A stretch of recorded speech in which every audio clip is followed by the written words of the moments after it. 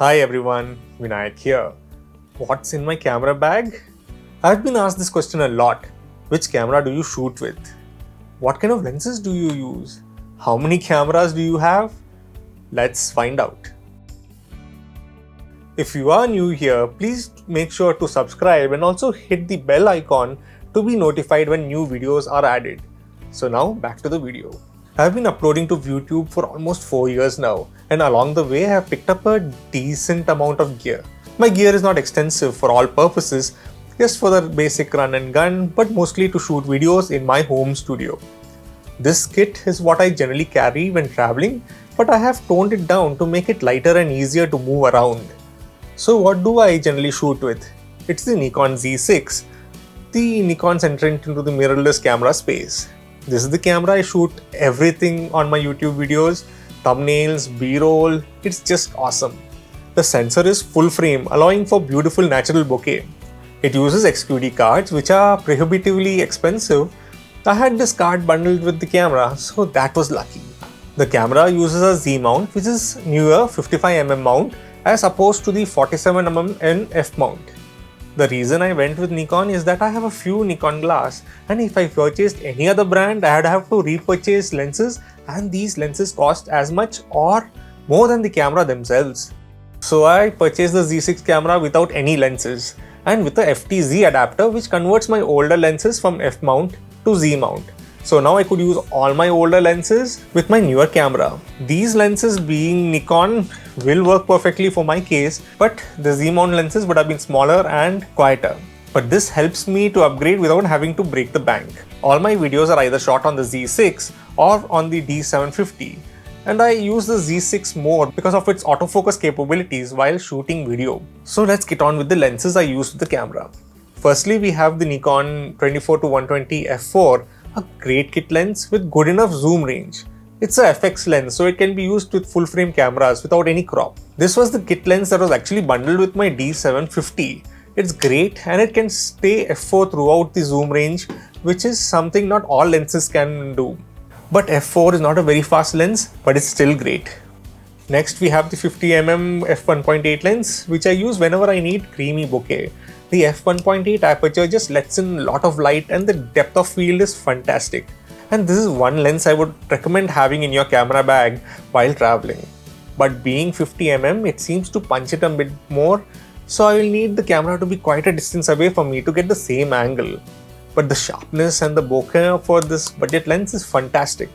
The links to these lenses are in the description. Then next we have the Tamron 70-300 f4 to 5.6 lens.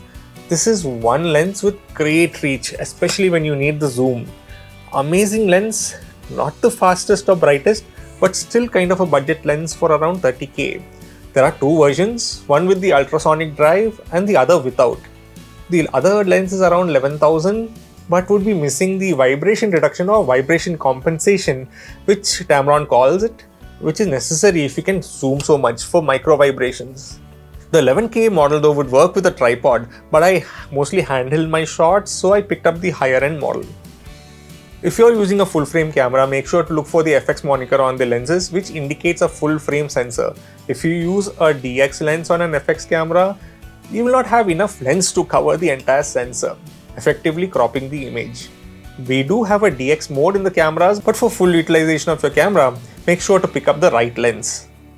Next, let's get to the microphone I use, and this is especially while traveling. I just love this mic. This is the Rode Wireless Go.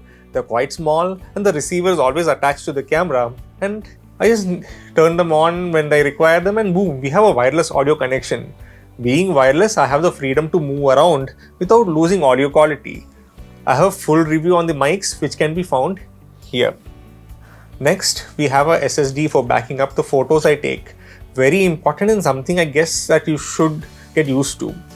As I sometimes shoot for my YouTube videos while traveling, having a backup is important. Here's a video teaching you how to back up your videos and photos while traveling. Advantages are it's quite small, fast, and not prone to mechanical failure when dropped as it has no moving parts. And it's a must-have. Also in the hard drive case, we have a OTG memory card hub which allows to backing up your data, and also in the case are extra memory cards. As for memory cards, I have only one at present, which is with the Z6, and it's an XQD card and it's a new standard, so I have only one which is bundled with the camera. My D750 has 2 slots and it uses SD cards, which are relatively cheaper, so I have 2 of them in the camera.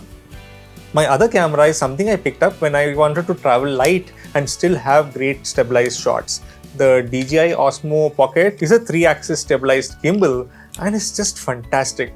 I had taken only this device with me during my trip to the US and also Bangkok, and it was just so easy to handle.